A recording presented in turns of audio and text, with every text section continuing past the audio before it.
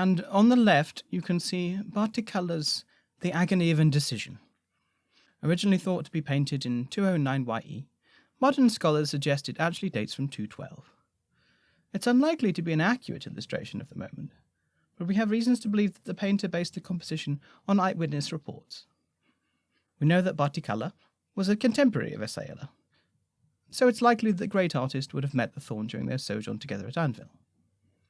Note how Barticala's delicate brushstrokes capture the light shining through this window, giving the central figure a sense of solidity and isolation that is intentionally at odds with the softer, more shadowed presentation of the huddled background figures.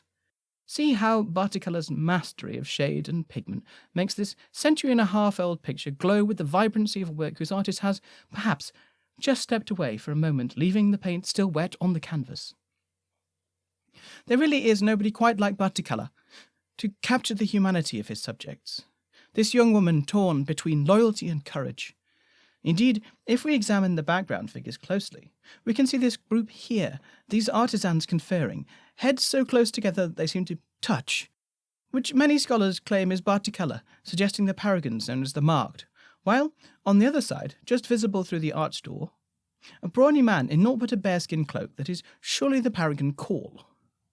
Barticala contrasts the purely mortal Isaella, painted so richly and so poignantly, with the blurred, barely distinct figures of paragons to perhaps underline the act of faith that we all engage in whenever we consider the virtuous life, and what it means to make these kind of choices. It is, of course, absolutely priceless. The guide paused for exactly 2 minutes for her party to examine the picture.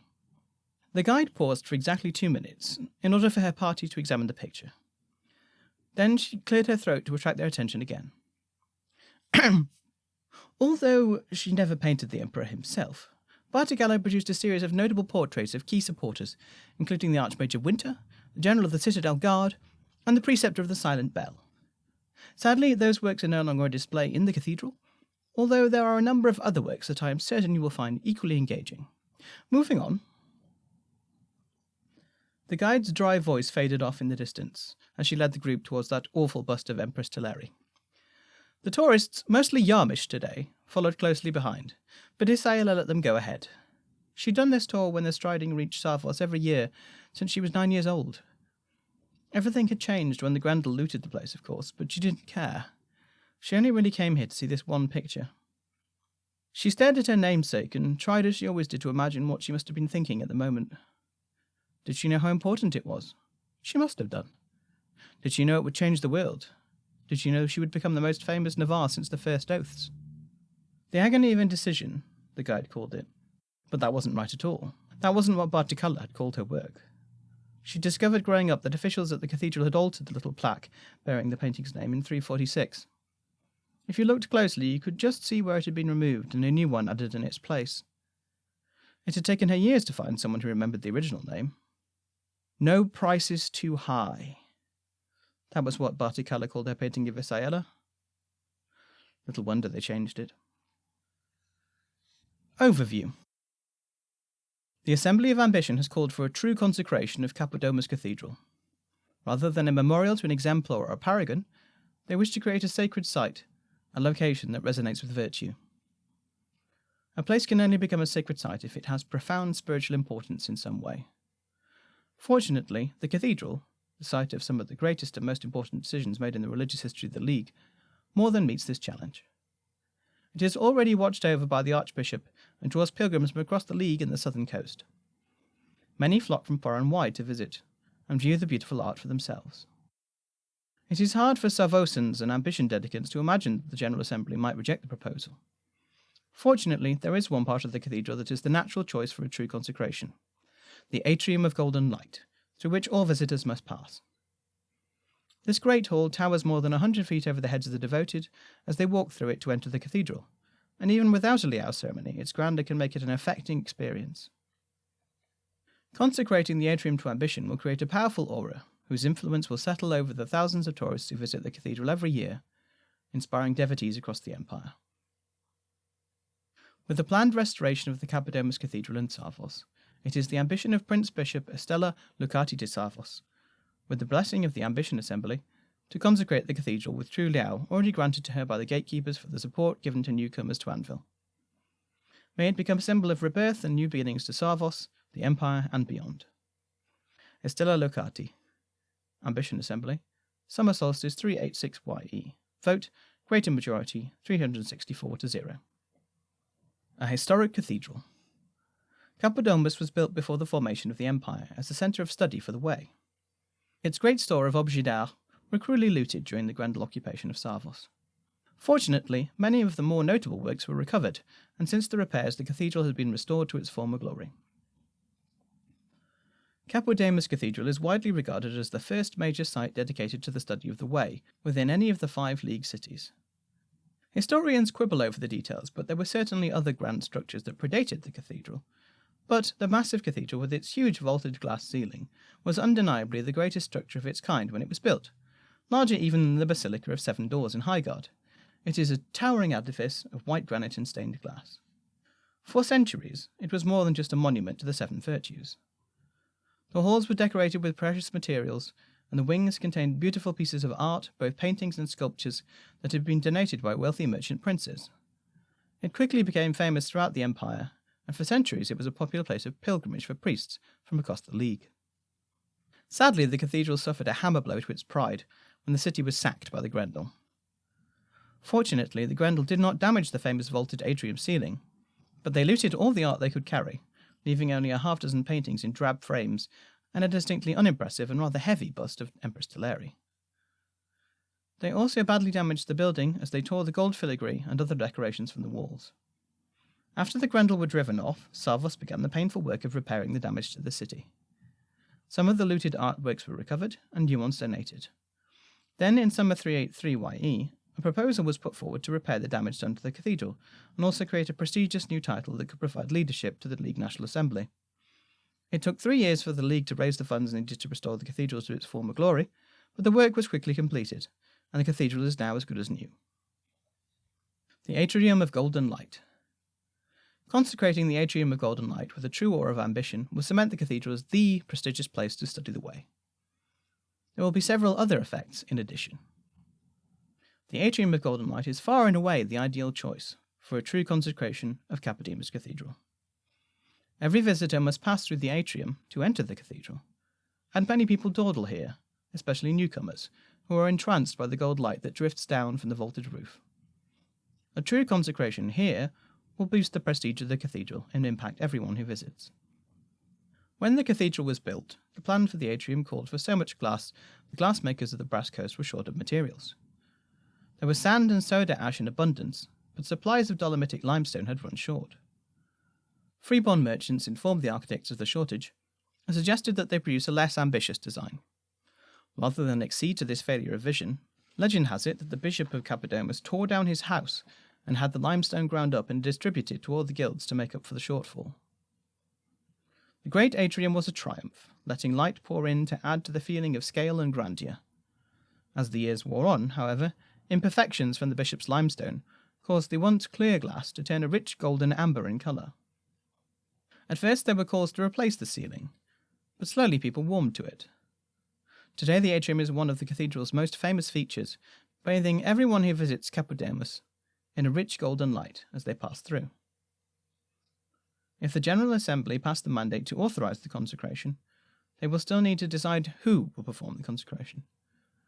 If multiple judgments are raised, then the one with the greatest margin will be enacted. Nothing great is without cost. We send named priest with the dose of true liao to consecrate the atrium of golden light in the Cappadomus Cathedral to ambition. No price is too high to realise our dreams. Synod Mandate, General Assembly. If the mandate is enacted, it will cement Cappadomus Cathedral as the centre of study for the Way, eclipsing any other seminaries. The only place that could compete with Cappadomus would be a structure of similar grandeur that itself bore a true consecration. Indeed, until the grand inspiration of the Way is completed, it is likely that the only place in the world that could match Cappadomus in prestige would be found in Timoi. Given the cathedral's location in Sarvos, it would attract not only ambitious imperial scholars of the Way, but pilgrims from across the known world will want to visit to learn about virtue. Competition for the opportunity to study here would be fierce. In addition, the civil service prognosticators are confident that there will be several other effects. Golden Archbishop. Donations to the Archbishop of Cappadomus would increase by 10 crowns. Cappadomus Cathedral has always been a place synonymous with the Way in the hearts of many League citizens. Even without a true consecration, it is a site of pilgrimage, not only for those dedicated to the Way, but also to foreign visitors who come to marvel at the splendour of the place and the beautiful artworks contained within. Once the consecration is in place, the monetary donations made to the office of the Archbishop will certainly increase. An additional 10 crowns each season will be available, representing gifts from wealthy citizens eager to become patrons, fees from ambitious people who want to study at the cathedral, and donations from those who want to support ambition across the League and the Empire. Words to move the mountain. The first sermon performed by the Archbishop in the consecrated cathedral would attract significant interest. Cappadomus Cathedral is not just a place to study the Way, nor simply a storehouse of beautiful artworks. It is also the seat of the Archbishop of Cappadomus. Appointed in summer 386 YE, the first and current Archbishop is Estella Lucati, who also raised the judgment requesting a writ of consecration. Many in Sarvos see their ambition as directly responsible for the restored splendour of the cathedral. After the consecration is complete, the expectation is that the Archbishop will give a sermon, speaking about their vision for the cathedral and what it means to embrace the virtue of ambition.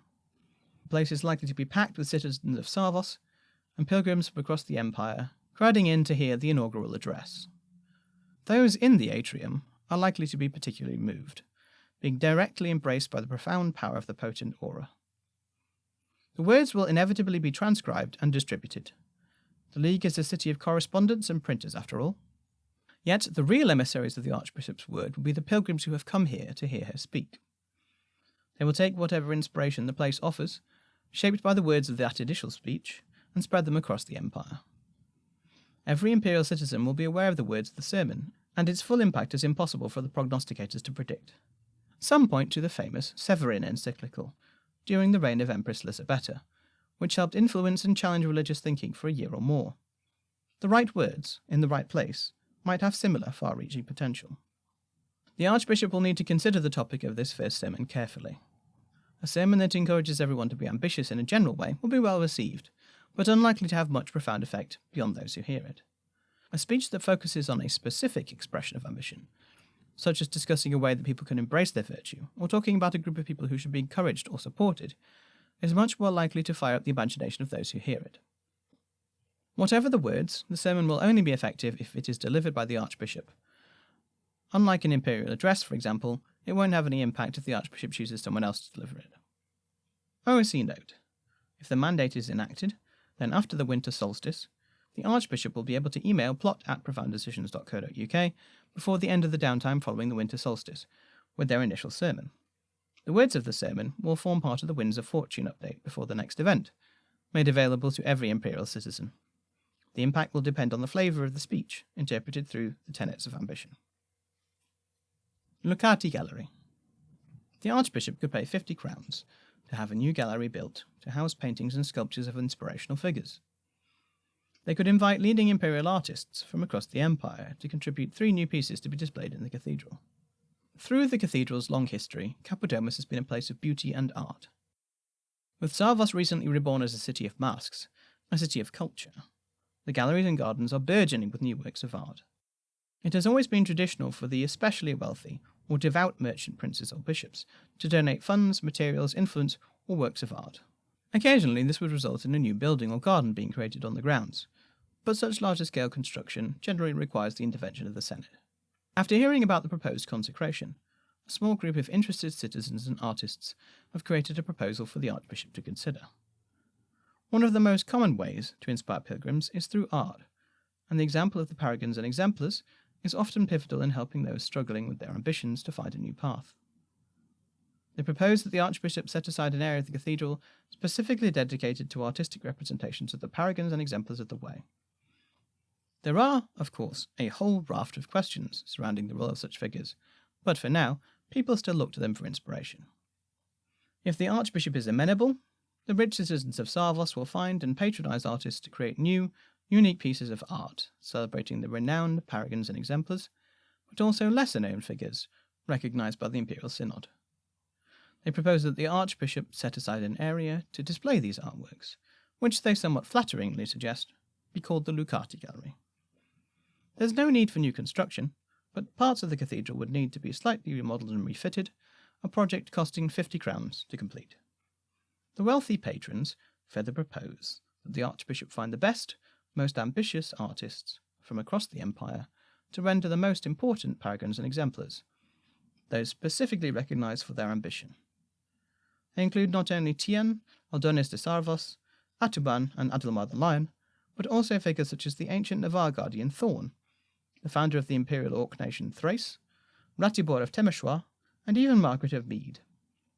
They would take pride of place in the gallery, which would become a site of pilgrimage within the cathedral for anyone wishing to meditate on the stories of the paragons and exemplars.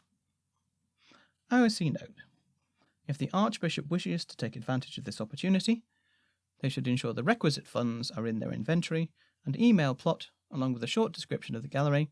A handful of sentences is appropriate, and a list of the names of up to 3 artists they have selected to depict one of the inspirations of ambition.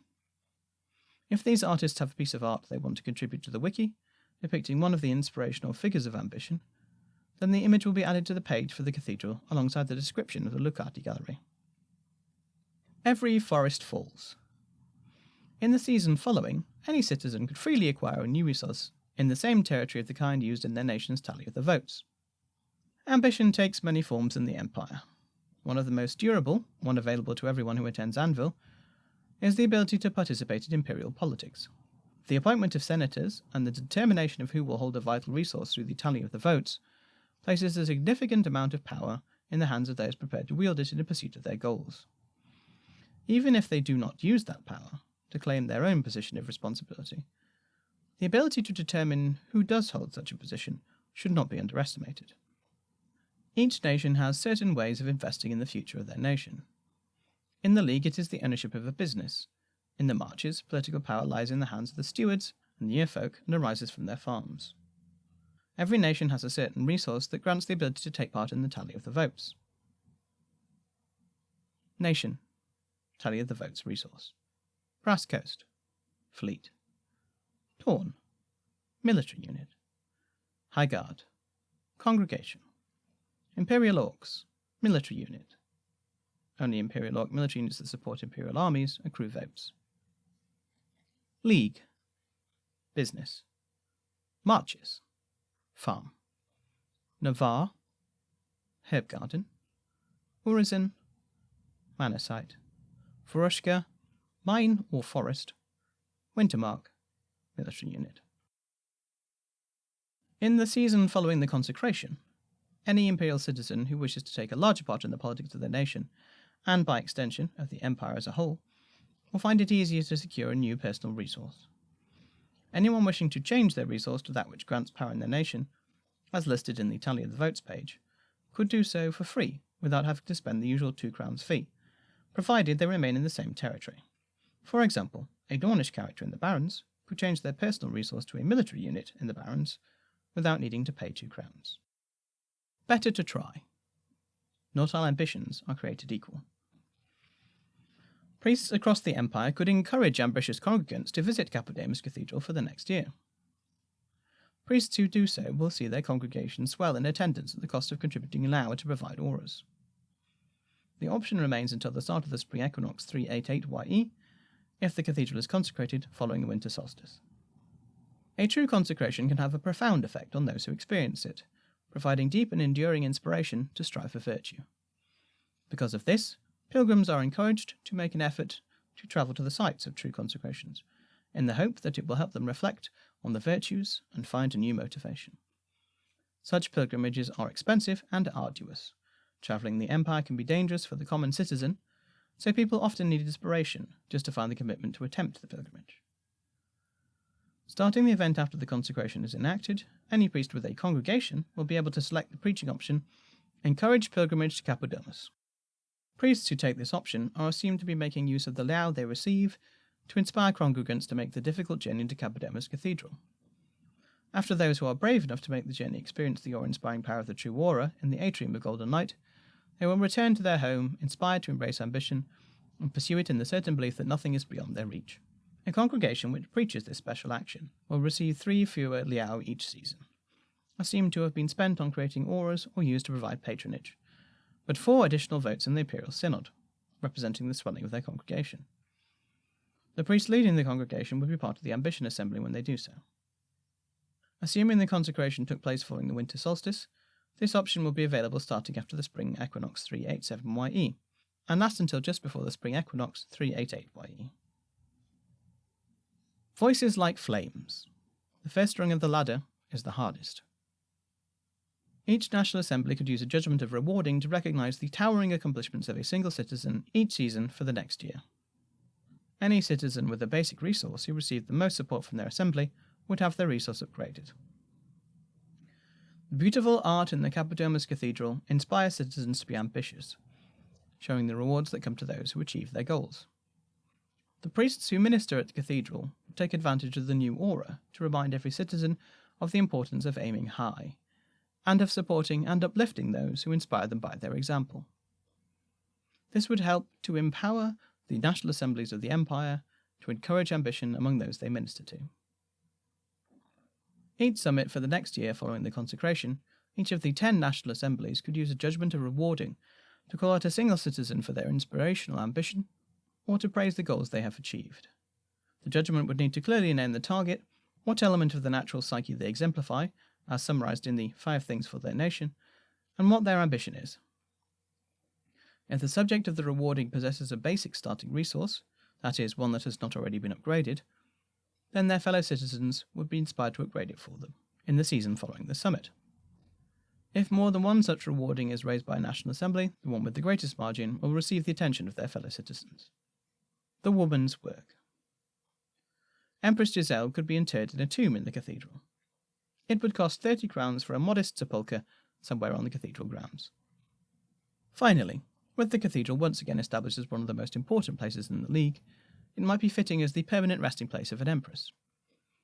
Even her detractors could hardly deny that Empress Giselle, the 16th person to sit on the throne and wear the crown, was an extremely ambitious woman, and her love for the League and Savos in particular has never been in question. On her deathbed, she refused her place in the necropolis, and instead demanded she be interred in her beloved Curicumare. Some 30 years later, after a storm, a sinking, and a dredging, her body was looted by the Grendel following the sack of Savos and spirited away. The remains were recovered and restored to a place of some esteem in Temeshwar. The modest tomb appears to be less a memorial to the dead throne, however, and more a testament to the recent successes of the League, and the Brotherhood of Torn Banners in particular. Now, recent events in Temeshwar seem to suggest that the Empress's continued residence in the city is untenable. If that is the case, it might be past time she returned home. The Archbishop could arrange for a suitable tomb for Empress Giselle, either within the walls of the great cathedral or in the grounds. A marble bier, perhaps, with a modest shrine, for folk to consider her life and history, would cost 30 crowns, and could be arranged by the Archbishop at any time. This is not a commission. All that is required is the permission of the Archbishop of the Cappadomus Cathedral. Yet, while the tomb would attract a few visitors, it would not become a particular site of pilgrimage without significant additional investment and a full commission. Giselle de Savos might not have been popular, but nobody can reasonably deny that she was a true child of Savos, however. Virtue's respite would be barely impacted by this change. It is already visited more often as a memorial to the history of the League, and a tribute to Dimitri Akama, than it is the tomb of an empress.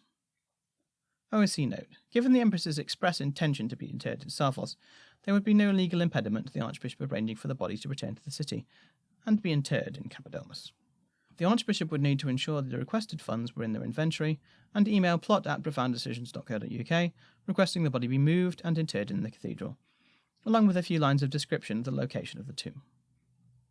For further reading, see Archbishop of Cappadomus, Ambition, Writ of Consecration.